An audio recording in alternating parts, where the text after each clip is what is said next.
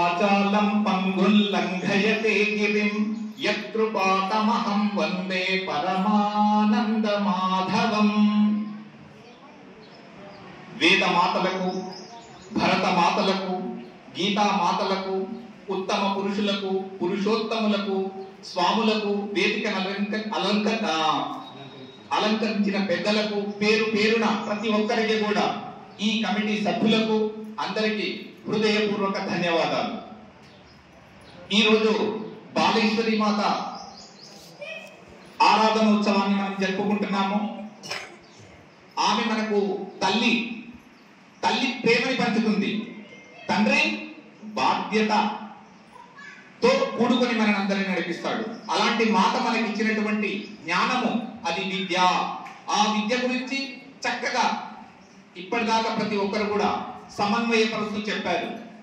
విద్యా దదాతి వినయం వినయాధ్యాతి పాత్రత్వ ధనమాప్నోతి ధనాధర్మం తత సుఖం. విద్య అంటే మనం అనుకుంటున్నాము ఈ ప్రపంచంలో బాగా ధనము సంపాదించేటటువంటి గొప్ప డాక్టర్లు, యాక్టర్లు, బిజినెస్లు చేసేదే విద్య అనుకుంటున్నాము. కానీ ఒక భారతీయ సనాతన ధర్మము, భారతీయ ఋషులు, భారతీయ తత్వము, మన అమ్మ చెప్పినటువంటి మార్గము ఒక్కటే మార్గము. విద్య అంటే అది ఆధ్యాత్మిక విద్య. ఈ విద్యని ప్రపంచానికి చెప్పినటువంటి మన ఋషులు, మన యోగులు నేర్పించినటువంటిది. ఇప్పటిదాకా మన శంకరయ్య మహాత్ముడు చెప్పాడు. ఆయన నిర్భయంగా చెప్పాడు, ఎవరు వినండి వినకపోండి నాకు సంబంధం లేదు. ఏమి చేయాలి? ఒక యోగ జీవనం ఉండాలి. మీరు యోగము చేయాలి. యోగము ద్వారా జ్ఞానాన్ని పొందాలి. జ్ఞానము ద్వారా మీకు ఏమొస్తుంది? మోక్షం వస్తుంది. కాబట్టి సర్వశాస్త్రాలు మనకున్నాయి. వాటిని అన్నింటినీ చక్కగా అధ్యయనం చేయాలి, చదవాలి. దాంట్లో ఉన్న మర్మం ఏంటిది, దాంట్లో ఉన్న రసం ఏమిటి, ఆ రసాన్ని త్రాగడానికి ప్రయత్నం చేయాలి. ఆ రసం ఎట్లా ఉంది? యోగానికి చిక్కుతుంది. యోగం ఎలా చేయాలి? యోగి యుంజీత సతతమాత్మానం రహసి స్థితః ఏకాకీయత చిత్తాత్మా నిరాశీల పరిగ్రహః. ఏకాంతంలో కూర్చోవాలి, అన్ని మర్చిపోవాలి, పరమాత్మ నామాన్ని పట్టుకోవాలి, ఆ విష్ణు పదాన్ని పట్టుకోవాలి, ఆ పరమాత్మ ప్రణవనాదాన్ని పట్టుకోవాలి. అలా పట్టుకోవడానికి ప్రతి వ్యక్తి ఒక శక్తిమంతుడై ఉద్యోగము చేయాలి. ఇది నిజమైనటువంటి ఉద్యోగము. ఇక్కడ కూర్చున్నారంటే మీరందరూ సామాన్యులు కాదు, మహా దురంధర శుభశీలురు మీరందరూ. ఎందుకయ్యా అంటే అనేక జన్మల నుండి ఈ జీవుడికి మరణం లేదు. మరణం లేనటువంటి జీవుడు మళ్ళీ మళ్ళీ పుడుతూ చస్తూ ఉంటాడు. మరి చావకుండా పుట్టకుండా ఉండేటటువంటి మార్గం ఏదన్నా ఉన్నదా అని ప్రశ్న వేస్తే, నా భారతదేశంలో పుట్టినటువంటి ఋషులు విశ్వానికి మార్గ నిర్దేశకులయ్యారు, విశ్వ శాస్త్రాన్ని తెలియజేశారు, విశ్వానికి గురువులయ్యారు, విశ్వ దేవతలకు ఆరాధకులయ్యారు. అలాంటి తత్వం బోధిస్తుంది నా దేశం. అలాంటి దేశంలో పుట్టినటువంటి మనము నిర్వీర్యంగా జీవిస్తూ తల్లిదండ్రులను క్షోభకు గురి చేస్తూ నేటి మానవుడు ఒక మానవుడిలా జీవిస్తున్నాడా అని ప్రశ్న ఉత్పన్నమవుతుంది. ఏ ఇంట్లో పోయిన సమస్యలు, ఏ పిల్లల్ని ముట్టుకున్నా కష్టాలు, రకరకాల సమస్యలతోటి మన భారతదేశం ఇప్పుడు ఒక వేదనకు గురి అవుతున్నది.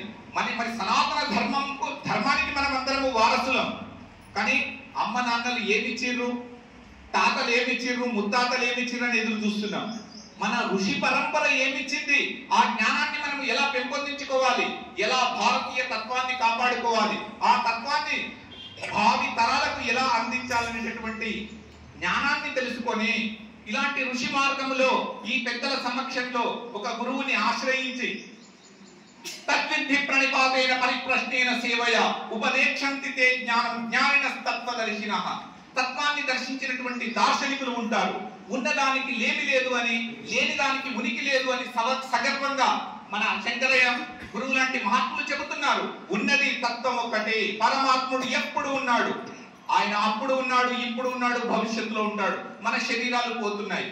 పోయే శరీరములో పోనిది ఏమున్నదని యోగము ద్వారా ఎవరు తెలుసుకుంటున్నారో అదే విద్య, అదే పరమ విద్య, అదే రహస్య విద్య, అది అక్షర విద్య, అది సత్య విద్య, అది సత్య గ్రంథాల శాస్త్రాల ఆధారమైన విద్య. అలాంటి విద్యను మనం ఎందుకు అభ్యసించకూడదు? ఏమీ లేదండి, బాగా గుర్తుపెట్టుకోవాలి. ప్రపంచాన్ని పట్టుకుంటే బంధము, పరమాత్మని పట్టుకుంటే మోక్షం. తత్వాన్ని ఎలా తెలుసుకోవాలి అంటే చక్కగా ప్రతి ఒక్కరు ఏ పని చేస్తున్నారో ఆ పని 100% చేయాలి.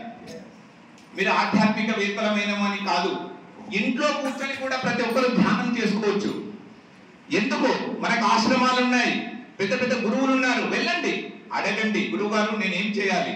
గురువులు ఎందుకోసం ఉన్నారు? వాళ్ళు పూర్ణంగా దార్శనికులై మిమ్మల్ని దర్శింపజేసి మిమ్మల్ని మహోన్నతమైన శిఖరాలను అందించేటట్టు చేయడానికి ఉన్నారు. కాబట్టి మనం అందరం కూడా చక్కగా ఆత్మజ్ఞాన తత్వాన్ని తెలుసుకోవాలి. మనకు బాలేశ్వరి మాతా గారు, అదేవిధంగా జగన్నాథ్ స్వామి గారు, శంకరయ్య మహాత్ములు, మన గురుజనులు, ఇది మన పరివారము, మనమే కుటుంబ సభ్యులము. మనమేమనుకుంటున్నాం తెలుసా? ఇంటికాడ పోయి ఎన్ని సమస్యలు ఉన్నాయో అందరికీ తెలుసు. కాబట్టి భారతీయ సనాతన ధర్మము అన్ని ధర్మాల కంటే గొప్పది. ఆ ధర్మాన్ని మనము కాపాడాలి. కాపాడాలంటే ఇలాంటి వేదికల్లో మనము చర్చించాలి. ఇక్కడ చర్చించడానికి తక్కువ సమయం ఉండొచ్చు. మళ్ళీ మనం అందరం వచ్చి గురువు గారి దగ్గర కూర్చొని శివానంద స్వామి ఉన్నారు, శంకరానంద స్వామి ఉన్నారు, భూమానంద స్వామి ఉన్నారు, భద్రయ్య గురువు గారు 92 సంవత్సరాలు. చూడండి వీళ్ళందరూ ఎలా మహాత్ములు. మా భక్త సురేష్ అన్నయ్య అయితే జనాలను భక్త పారవశ్యంలో ముంచేస్తుంటారు. ఇట్లా అనేక మంది మన గురువులు, గురు పరంపరకు మనము వారసులం. నేటి నుండి మనము ఒక ప్రతిజ్ఞ చేయాలి. భారత భాగవత రామాయణాలతో పాటు భగవద్గీతను ప్రతి ఇంట్లో ప్రచారం చేయాలి. ప్రతి పిల్లవాడికి రావాలి. చూడండి మన గ్రామాల్లో ప్రతి గుడిలో, బడిలో కూడా ఖచ్చితంగా భగవద్గీతను నేర్పించగలిగే సామర్థ్యం మనకు రావాలి. ఒక పురాణాన్ని వాళ్ళు చూడండి ఎంత చక్కగా అధ్యయనం చేస్తున్నారు ప్రతి శుక్రవారం. అదేవిధంగా ఆదివారం నాడు వాళ్ళు బైబిల్ పట్టుకొని చెప్తున్నారు. మనము భగవద్గీత పట్టుకొని గుడిలో కూర్చొని ఎందుకు చెప్పడం లేదు అని ప్రశ్నిస్తే ఒక్కరు సమాధానం చెప్పరు. ఎందుకు? మనమే మర్చిపోయాం. ఆ మరచిన దాన్ని ఎరుక చేసి మన మహాత్ములు మన ముందు పెట్టారు ఇప్పుడు. కాబట్టి ఇది తీసుకొని పోయి ఇక్కడ విన్నదంతా ఈ జ్ఞానాన్ని తీసుకొని అజ్ఞానాన్ని ఇక్కడ వదిలేసి మన గ్రామాల్లో మన పిల్లల్లో ఒక చైతన్యాన్ని రగిలించాలి. అది ఆత్మజ్ఞాన జ్యోతిగా వెలగాలి. ఆ జ్యోతి అక్షరమై వెలగాలి, అది సత్యమై వెలగాలి, నిత్యమై వెలగాలి. నిత్య నూతనంగా మన భారతదేశము వికసించాలని కోరుకుంటూ, నాకు సమయం కరెక్ట్గా గుర్తుంది కాబట్టి సమయాన్ని సద్వినియోగపరచుకున్నానని తెలియజేసుకుంటూ, ఈ అవకాశాన్ని ఇచ్చినటువంటి పెద్దలకు ధన్యవాదాలు తెలియజేస్తూ, మాతృమూర్తులకు, తల్లిదండ్రులకు అందరికీ వినయపూర్వకంగా మరొకసారి నమస్కరిస్తూ నా వాణికి విరామం ఇస్తున్నాను. కృష్ణం వందే జగద్గురు, కృష్ణం వందే జగద్గురు, కృష్ణం వందే జగద్గురు. భారత్ మాతా కీ జై, భారత్ మాతా కీ జై, భారత్ మాతా కీ జై, బాలేశ్వరి మాతా కీ జై, జై గురు పరంపరకి జై. కల్లూరు శ్రీనివాస్ గారికి ధన్యవాదాలు. వారు మిలిటరీలో పనిచేశారు కాబట్టి మాట కూడా చాలా గట్టిగా ఉంటుంది. తీసుకొని పట్టేట్టుంటది. ఎదుటి వాళ్ళకి తగలాలి బుల్లెట్ అన్నట్టు ఉంటుంది. ఆ మాటలలో అట్లా పెంచుకున్నారు. మరి మిలిటరీ వాళ్ళు ఎక్కువగా ఈ దేశంలో ఇప్పుడు వేరే దేశాలు ఉంటారు, చాలా మంది చూశారు. అయితే ఆయనకు అట్లా కాకుండా ఈ రకంగా పట్టింది, జ్ఞాన మార్గం దొరికింది. దాంట్లో కృషి చేస్తున్నారు, చాలా సంతోషం. మీ ఇంకా చిన్న వయసు కాబట్టి ఇంకా సేవ చేసే భాగ్యం కలిగింది. అందరితో కలిసిమెలిసి ఉంటూ సమాజానికి మీ యొక్క సేవలు అందించాలని మనసారా భగవంతుని కోరుకుంటూ, వారి పక్కనే ఉన్నటువంటి భక్త సురేష్ గారు, వారు కూడా ఒక ఆశ్రయం ఏర్పాటు చేసుకున్నారు.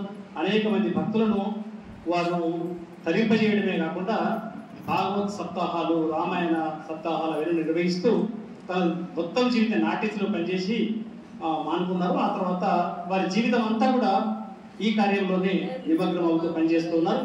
అయితే చెప్పేది ఏంటంటే, దయచేసి 10 నిమిషాల కన్నా మించకూడదు ఒకటి సూత్రం. రెండో విషయం ఏంటంటే, లేచి వారు భజన చేపిస్తుంటారు, అందుకే లాస్ట్కి ఇస్తుంటారు. అయితే అట్లా కాదు, ఈ భజన చేయడం ఇదంతా కుదరదు, సమయం లేదు. కాబట్టి దయచేసి అన్యత భావించకుండా 4 మంచి మాటలు చెప్పండి. ఇప్పుడు చిన్న సంకీర్తన ఏదైనా వేసి ఒక 10 నిమిషాలు పూర్తి చేయాల్సి కోరుతుంది.